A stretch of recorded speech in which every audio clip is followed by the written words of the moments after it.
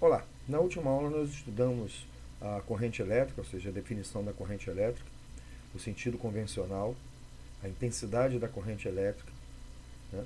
E algumas propriedades, por exemplo, como a dos gráficos intensidade versus tempo. Né? Bom, nós vimos que a intensidade da corrente mede a quantidade de carga que atravessa uma seção do condutor num dado intervalo de tempo. Agora nós vamos estudar a resposta que a matéria, os condutores, oferecem à passagem da corrente elétrica. Né?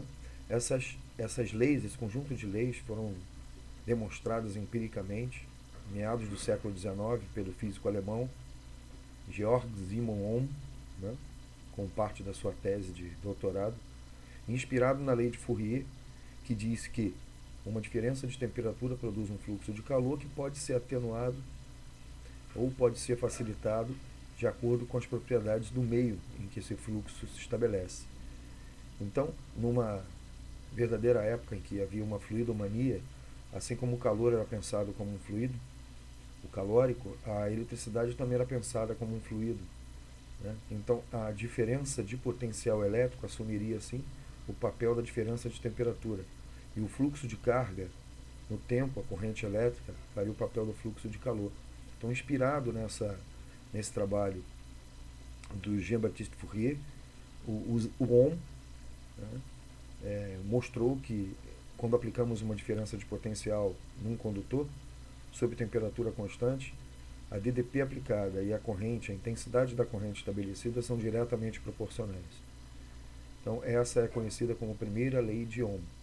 Em seguida, vamos estudar como a resistência elétrica do condutor varia, não só com a temperatura, mas também, sobretudo, com a geometria do condutor, o seu comprimento e a associação transversal.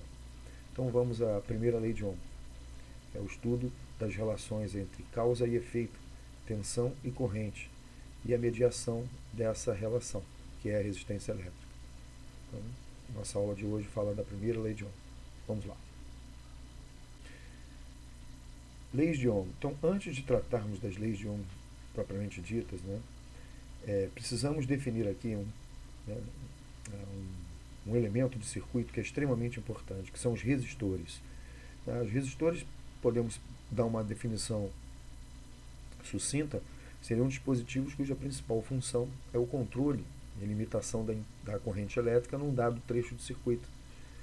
Tal processo ocorre às custas de conversão de energia elétrica em energia térmica. Também são utilizados na modificação de DDP. Então, alterando a DDP e alterando a intensidade da corrente num trecho de circuito, e isso ocorre às custas de conversão de energia elétrica em energia térmica, ou seja, parte da energia fornecida pelo campo elétrico aos portadores de carga é transferida para a rede cristalina, que constitui o condutor. Isso se traduz em aumento da energia interna do sistema, que macroscopicamente representa uma elevação de temperatura. Tá? Então, os resistores são amplamente utilizados em eletrônica. Né? Aqui em cima, nós temos um exemplo da representação comercial dos resistores, né? Com o seu código de cores, que veremos em seguida, e aqui a representação desses resistores nos circuitos elétricos. Né? Essa seria uma representação muito utilizada na Europa, e essa é uma representação que tem origem nos Estados Unidos. Né? Bom, nós usamos os dois símbolos aqui, muito mais esse segundo símbolo aqui. Tá? Então, como é que eu estabeleço a resistência elétrica dos condutores comercialmente? Bom, esse código de cores ele não é obrigatório que todos saibam, é uma forma de se definir comercialmente a resistência elétrica de um resistor na unidade que nós vamos definir mais à frente, que é o ohm. Né? Então, por exemplo, esse código de cores temos um padrão de 4 faixas e temos um padrão de 5 faixas. Né? Esse padrão, por exemplo, aqui de 4 faixas, essas 3 primeiras faixas aqui, ó, a primeira da esquerda para a direita, né? A primeira representa a primeira unidade, a segunda unidade, e a terceira representa o fator multiplicador. Né? Por exemplo, aqui nesse caso nós temos a cor verde como primeira faixa. A cor verde representa o número 5. A azul, segunda faixa, representa o número 6. A amarela, a terceira faixa, é o fator multiplicador. Então, o amarelo aqui multiplica-se por 10K. K representa quilo, 10.000 ohms.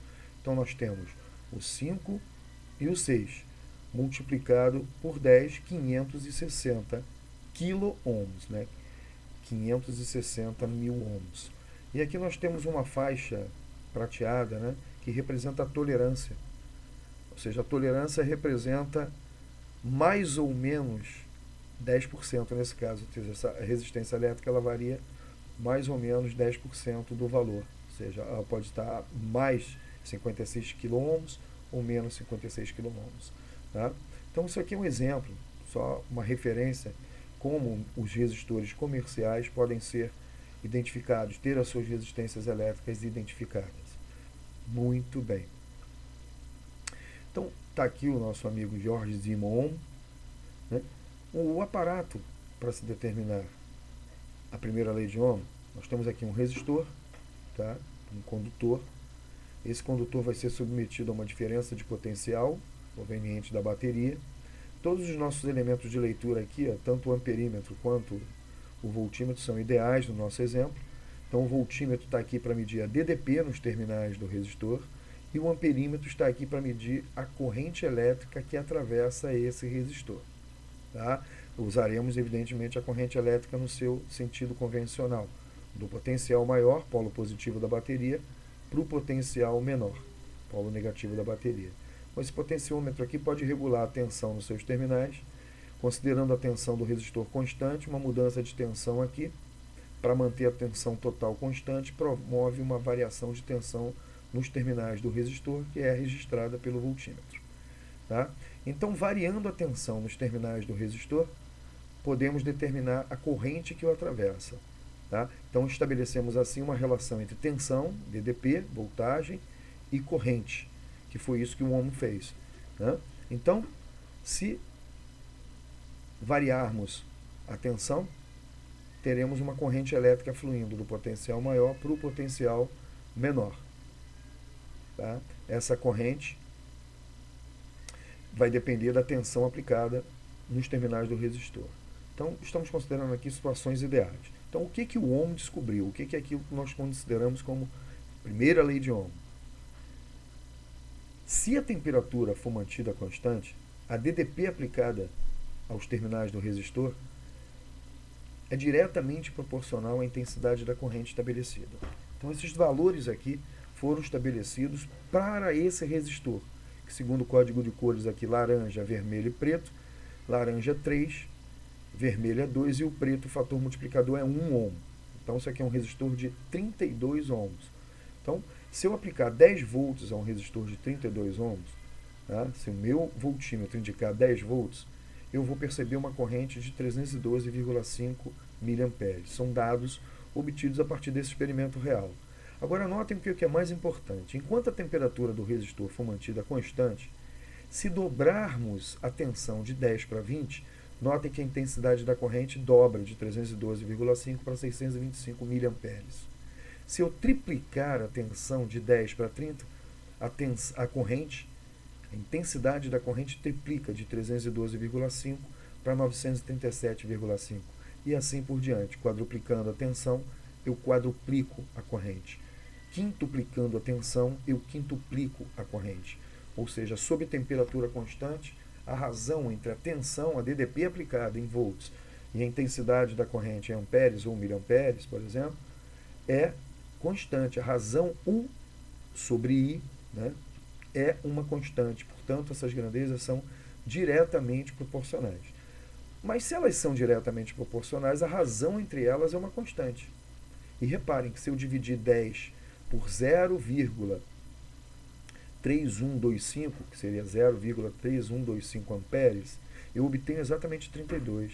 Se eu dividir 20 por 625, ou 0,625, eu obtenho 32. Então, repare que a razão entre U e o I dá exatamente o valor, claro, que dentro das limitações experimentais, dos erros experimentais, das flutuações de tensão provenientes da bateria, tirando todos esses problemas, esses erros sistemáticos, esses erros que ocorrem durante medidas, numa situação ideal, ou com o mínimo possível de erro, nós temos aqui que a razão entre a tensão e a corrente é um valor fixo que nós chamamos de resistência elétrica.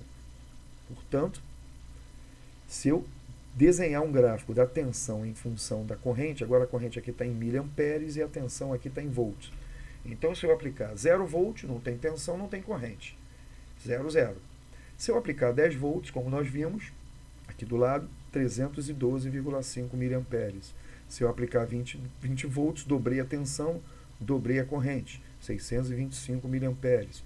Triplicando para 30 volts, eu triplico a corrente, 937,5.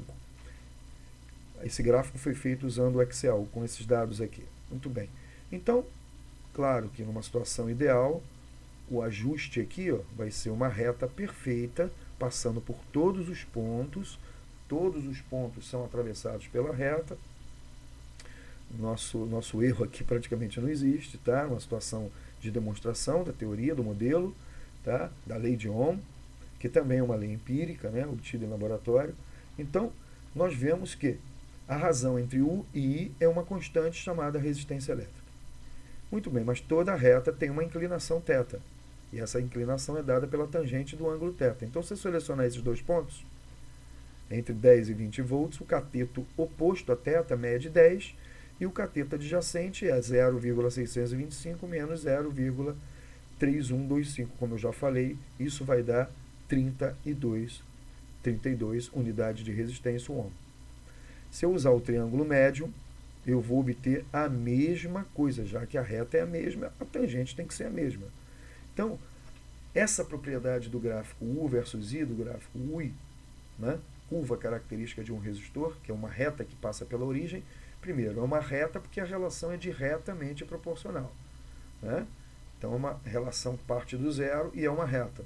Então, U e I são diretamente proporcionais. Então, a tangente de θ, a inclinação da reta, é a razão U sobre I. Então, se eu dividir U por I, eu obtenho, como é uma reta, instantaneamente, para qualquer ponto, o valor da resistência elétrica. Então, para qualquer ponto ou para qualquer intervalo aqui, eu obtenho sempre a mesma coisa, porque o gráfico é uma reta. Então, a primeira lei de Ohm diz que, sob temperatura constante, a DDP aplicada ao resistor U e a intensidade de corrente decorrente dessa DDP, essa razão é uma constante chamada resistência elétrica. E essa razão é uma constante. Então, a resistência elétrica é constante quando o condutor obedece à lei de Ohm. Então, para qualquer par U, I, teremos sempre o mesmo R. Tudo bem? Muito bem.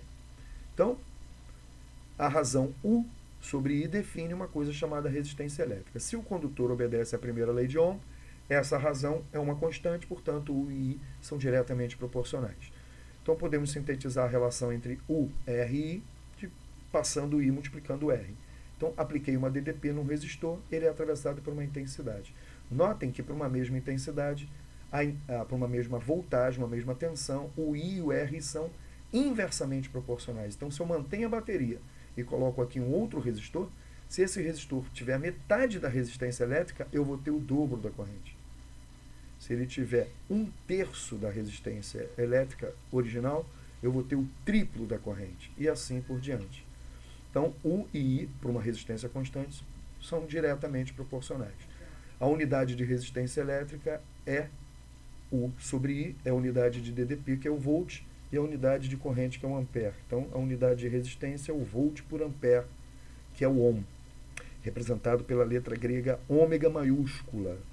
Tá? Então, eu escrevo ohm ou eu uso a letra grega maiúscula ômega. Muito bem. Então, todos os condutores que obedecem à primeira lei de Ohm, ou seja, cuja resistência é constante sob temperatura constante, quando U e I são diretamente proporcionais e o gráfico U versus I é uma reta que passa pelo zero, eles são chamados de condutores lineares ou ômicos. Tá? Todos aqueles que obedecem à lei de Ohm. Então, temos aqui um gráfico UI, né? U versus I, e temos 3 retas aqui. Cada uma delas representa um condutor. Condutor A, condutor B, condutor C. De acordo com a propriedade que nós acabamos de ver, os 3 são ômicos. Por quê? Porque são representados graficamente por retas que passam pela origem. No entanto, eles são ômicos, são lineares, mas eles possuem resistências diferentes. Repara que o condutor A tem maior inclinação em relação ao eixo I. Ele está mais próximo do eixo U. Então quer dizer que se eu aplicar a mesma tensão nos três, o condutor A é aquele que vai deixar a menor corrente passar por ele. E o condutor C é aquele que vai permitir a maior corrente passar por ele. Então o condutor A tem maior resistência, porque para uma mesma DDP ele conduz menos. E o condutor C tem menor resistência, porque para a mesma DDP ele conduz mais, tem maior corrente. Graficamente, nós vemos nitidamente que a tangente de θA é maior que a tangente de θB, que é maior que a tangente de θC. Esse ângulo é tomado em relação ao I. Tá? Então, se a tangente de θA é maior que a tangente de θB, que é maior que a tangente de θC, a resistência RA é maior que a resistência RB, que é maior que a resistência RC. Então, a tangente de θ, a inclinação da reta, nos dá o valor da resistência ômica, que é a razão U sobre I. Tá? Então, quanto mais inclinada a reta em relação ao eixo I, maior é a resistência, menor é a condutância, que é o inverso da resistência. Tudo bem? Então, a lei de Ohm, resumindo, diz que, sob temperatura constante, U e I são diretamente proporcionais. A razão entre eles sendo a resistência ômica é constante. Tudo bem? Beleza. Então, pessoal, a primeira lei de Ohm diz que, sob temperatura constante, a DDP aplicada e a intensidade da corrente que flui através do condutor são diretamente proporcionais. Como a razão U sobre I, é a resistência elétrica, os condutores lineares ou ômicos possuem resistência elétrica constante. A maioria dos metais, a maioria dos condutores metálicos, tem sua resistência aumentada com o aumento da tensão em virtude do aumento de temperatura.